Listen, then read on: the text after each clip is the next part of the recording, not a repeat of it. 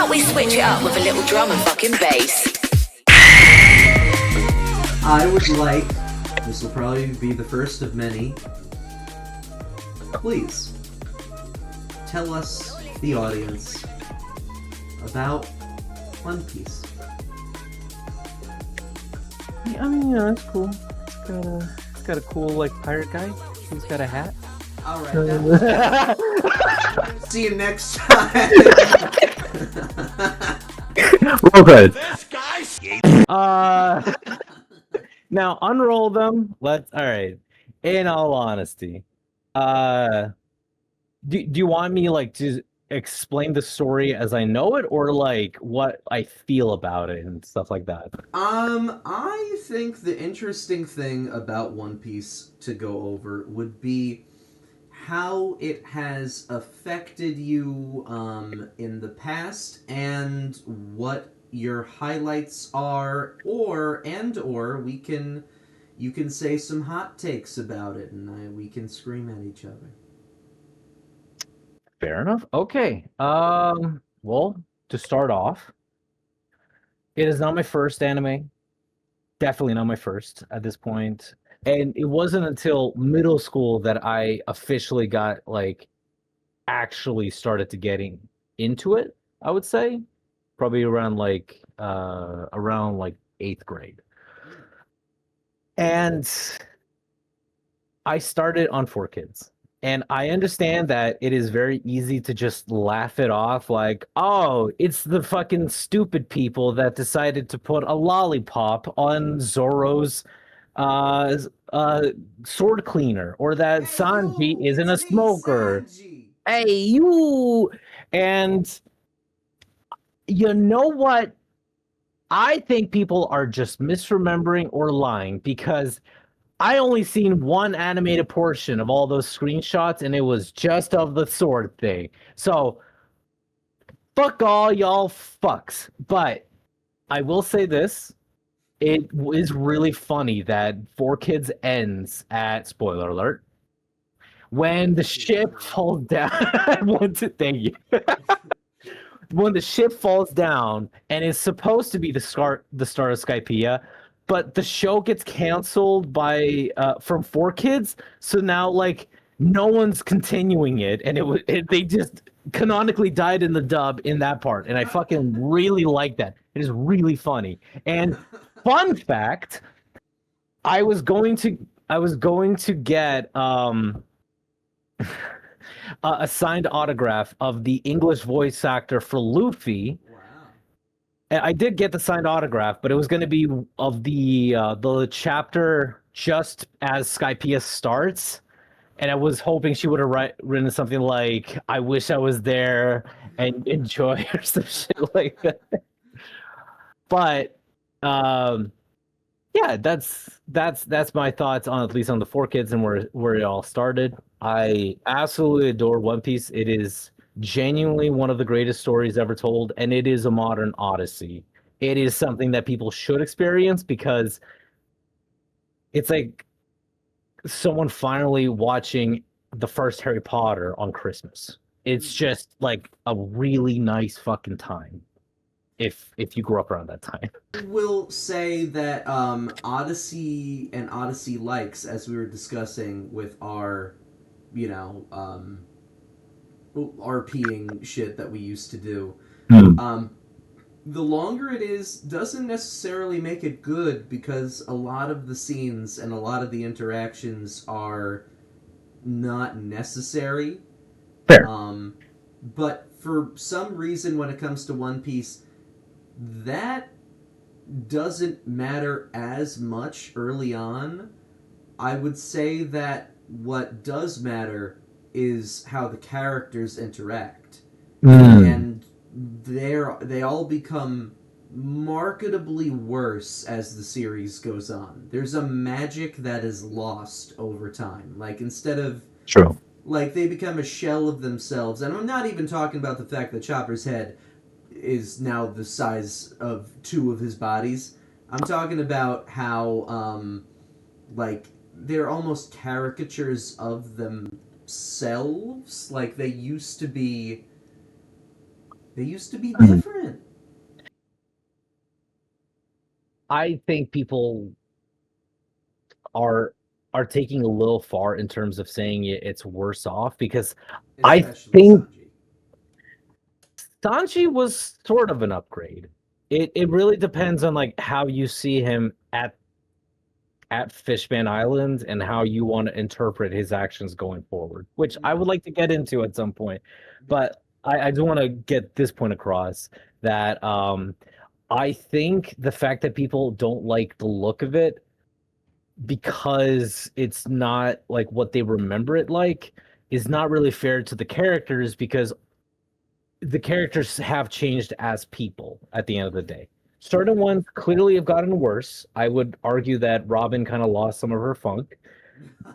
Frankie's design, a little bit not as fun, but not terrible. Not terrible. Lightyear. And Chopper clearly get out of my head. And Chopper's head is a little bit too big, but I really like Kung Fu Point because it is the most pointless addition to his like arsenal Yeah. for no reason. Yeah. He has like another heavy point, and like it's just good at beating up regular guys, which Heavy Point already did anyway. It doesn't make sense. Yeah, no, he's just like, oh, it's like, oh, I'm living with cavemen. I can do as many Chinese impressions as I like Chopper. It's fine. He wasn't exposed to anything Chinese outside of the Chinese. Outside of the Chinesium directly infiltrating his bloodstream. Oh, yeah, he really did get caveman and bird brain while over in his fucking personal island. What's going on? Nami gets wizards, Robin goes to prison, Traz, and fucking what? Sanji is transphobic for 2 years. Wait, no. Hold on. I actually really want to talk about this one because I think the Sanji story was done perfectly fucking well, and everyone else is a fucking coward for not liking it. Now, Well, hear me out. yes, yeah. What is like the one thing that he immediately falls into in the island just before the news hits? He falls into sucking his own cock. Honorable mention. No, he got into drag for the first time, and he started exploring his feminine side. I always believe that Sanji. When did Sanji do that? All right. He met the person on the bench who he thought was a woman, then chased her to the quote unquote her to the house, and then the realization hits and he starts getting chased when he realizes the whole island is filled with Okama or like new age people. I think that's the translate. I'm not sure how they were describing it, but Yeah. he eventually learns to give in and he gets in touch with his feminine side when he starts dressing up, putting on makeup, and is actually happy when he is in touch with his feminine side. Yeah. Initially, people are like, "Oh, it's horse shit," because like then he just throws it all away the moment he sees the news article where Luffy has the 3D or 3D2Y tattoo on his arm, right? Yeah. And then he like reverts back. No, it's crossing out 2 years and instead of saying 3 days. And that was the one message. Why'd he get that tattooed? I thought that was a rapper. But are you fucking with me? Or are you like getting in a rise? I'm trying to do nonsensical things to make you like stop talking about One Piece. Oh my god, it's working! It is working. If we meet tonight, I'm strangling you. But Okay, good. that was not a threat. Nobody put that down in the police report. That was not a threat. Exactly. Exactly. Remember that. But no, he immediately reverts back to his like original persona because that's the person that Luffy remembers, and he has to like keep up that appearance. So now he is remembering his original mission and all that. However, he never fully forgets that portion about it because, in a way, he recognizes a part of him is comfortable being like more feminine. And what is the one thing that is like everyone loved in his personal story? Spoiler alert: one, two, three. When we find out that he is part of that whole like Vinsmoke family, Mm. that he was a failed experiment and that he was more in touch with a traditionally more feminine role of being a cook. Um, and because he was way more connected with his mother than his father, who was trying to push more masculine aggression and warlike tendencies onto him. Like, And it it's is like, not feminine to be a cook. it is not. No, I agree with you. It is, but it is the way that people interpret it as weakness or lesser that he despised because for him it was just a passion and something that he loved because it made his mother happy. It made his mother happy for him, and that is such an integral part to him as a character that the reason why he is so protective of women in particular is because he recognizes like the danger of aggression towards them that comes a lot from guys and all of that. And that's a lot of the characterization that is like wrapped around him. That and finally, spoiler alert, one, two, three, when when they're at Wano and he realizes that the transformation finally completes, what is the one thing that he recognizes and scares him? That he thinks he's not being human anymore. Right.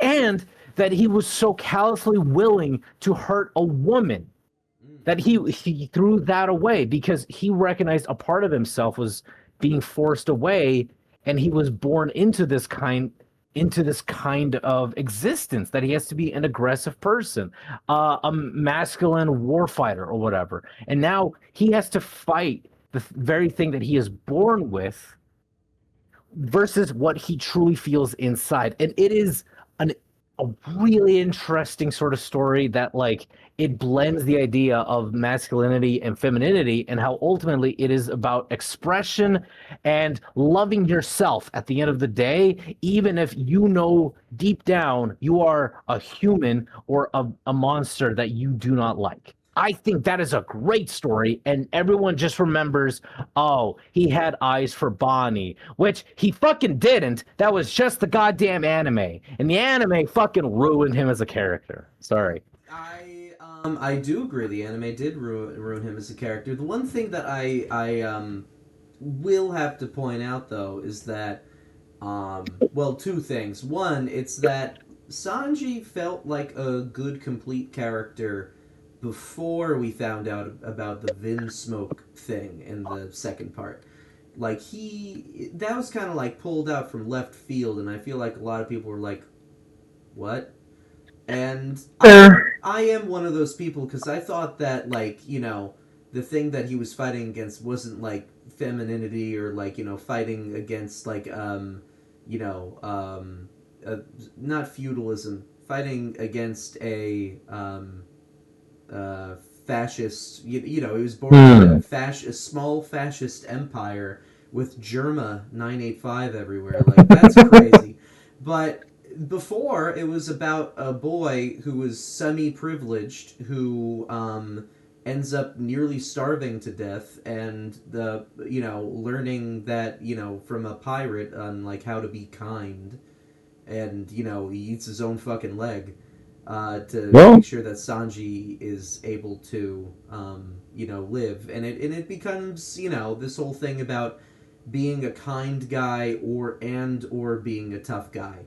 And I feel like that story is a race to make room for this other one, um, which I mean I'm not the biggest fan of it. But that being said, the femininity like that's that's a cool story to add. But it seems a little bit forked in compared to that. I will say Zoro's story, Zoro is more of a complete character only because his story is so simple. Like, if you look at who they fight in Alabasta, Sanji fights someone who is relatively also kind and also, not even exploring the Okama thing. Like, he is a kind person and also resembles a woman in a way, and he's like, well, I have to navigate this. And Zoro says, wait a minute, this guy is made of steel. I have to be able to cut steel. And then I cut steel. And he cuts steel. Very cool. Well, in defense of him, because I'm sorry. Look, I've been thinking about this for like well over a decade, and I rewatched the story way too many times not to think about it at this point. Yeah. I think the reason they do that is also like a sense about like being in touch with sort of like the soft side of it. Maybe not the feminine side, because I don't think that's the story that like Zoro really has to tell on his side, but just the only way he was able to cut steel was when he realized that it wasn't about pure aggression or pure force. That's the reason that why he always lost towards his childhood best friend. Oh my god, I'm blanking on the name right now. Karina? You thinking of Christina? No, not. No, I'm not thinking of Kirk Daniels. I will say that I do appreciate that right before he wins that fight, there is an anagram very clearly to Masamure, or Muramasa, where the whole idea that there's a sword that can cut anything, and then a sword that is, it can't even cut a leaf if it is not intended to, or it can cut a boulder if it is needed to. And how one is a wildfire lacking restraint.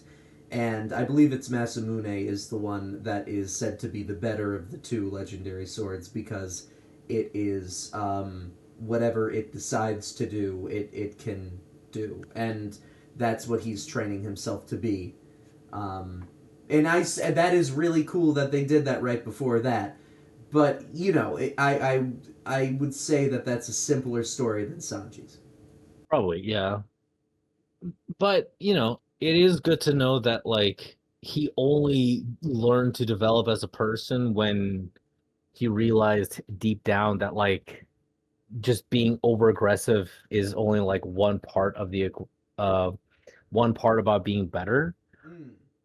And just adding more weapons to the arsenal doesn't make him inherently better. It's just what he becomes natural with. The three sword style, I'm not fully sure what he was trying to go for with that, other than it was really fucking cool.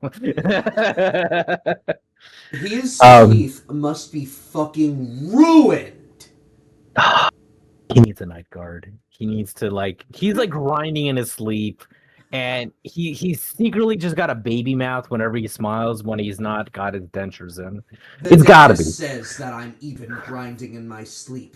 He's wrong. I never stopped grinding even at my appointment.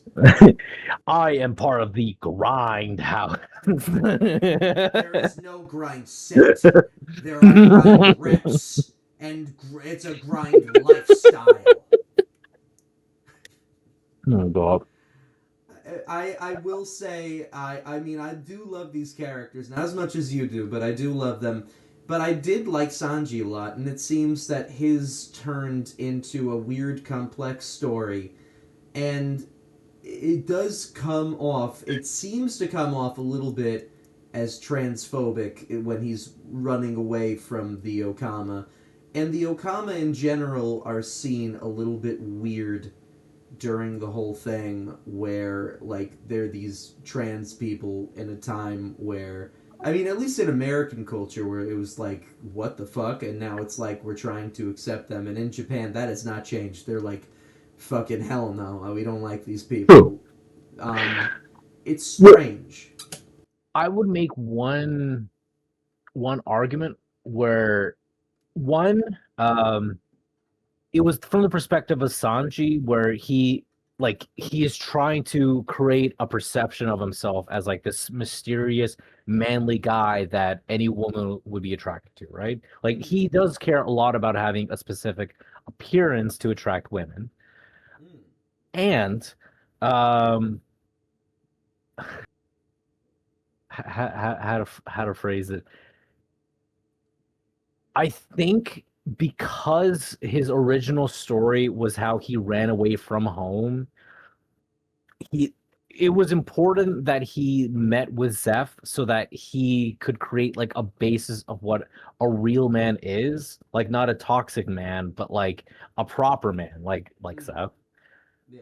That was really important that we saw that story develop in him and develop as a person because that was his formative years, only working at Bharati. Mm.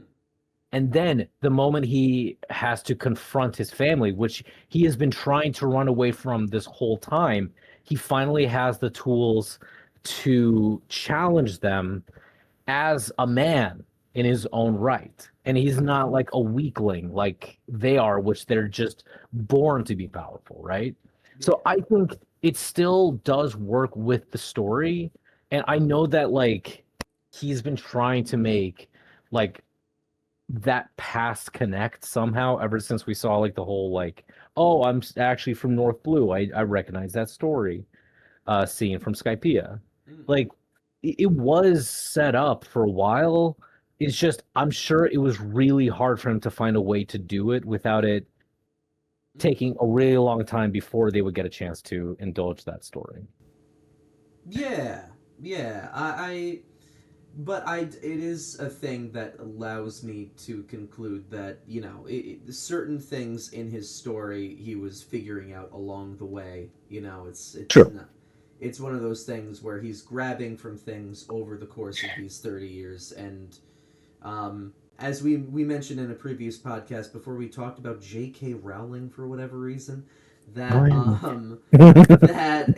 that he didn't have all of the inspiration for everyone at the very beginning, and while that may be good, it also kind of muddles the character. Like, and you know, also you got a lot of hands in the pot, you know, where it used to be just one guy making the story, and now it's like a million people at Toei trying to, you know, their editors are all trying to put their dicks in the soup, and as anyone will tell you, dick soup does not taste great.